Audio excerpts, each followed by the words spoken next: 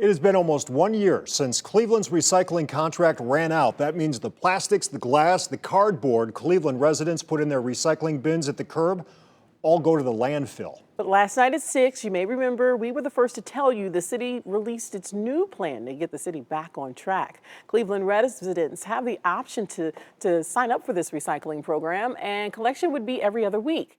There will be up to 6 drop-off centers as well, up from the city's 2 right now. Collection routes will be redesigned, and the city says one of its top priorities is to hire a full-time employee to oversee this recycling program. News 5's Kevin Berry broke that story for us last night, and tonight he takes an in-depth look at why some people think the new plan might help, while others are more hesitant.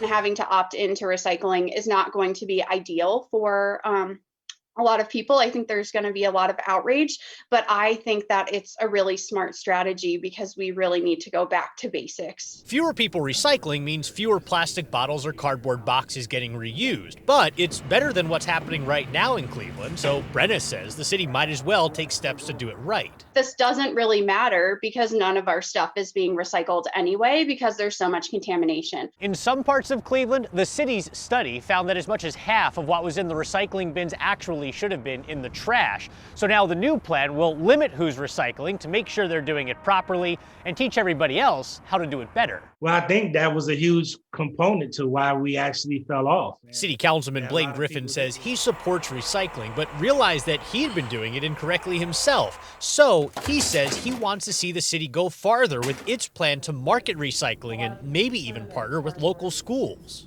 I think it's important for us to educate the community on why it is important to recycle, why it is economically sound to recycle, but most importantly, why we're protecting our environment. The city is also considering dropping glass recycling, which disappoints Jim Nordmeyer. There's definitely a market, and it's just a shame to see, this infinitely recyclable material go to waste. He's in charge of sustainability at OI Glass, an Ohio company that takes glass and turns it into new bottles and containers. He says recycling companies often tell cities that processing his key material will stretch the budget. If you want these materials, the fee is this. If you want these materials, the fee is that plus. And typically the glass is in the plus, causing some cities to opt out. It's one of the many changes that Brenna says she's trying to figure out how to navigate. We do need a dramatic change in the way that we do recycling. But she says she wants to make sure big chunks of the community aren't left behind. She says if there's a small fee for people who opt into curbside pickup, it'll be too high for many folks. And more drop-off centers with more staff is a good thing, as long as they aren't unfairly forced into already disadvantaged communities. You can have the best plan in the world, but if it's not rolled out in a way that is equitable and clear to people, then that can sometimes make the situation worse. In Cleveland, I'm Kevin Barry, News 5.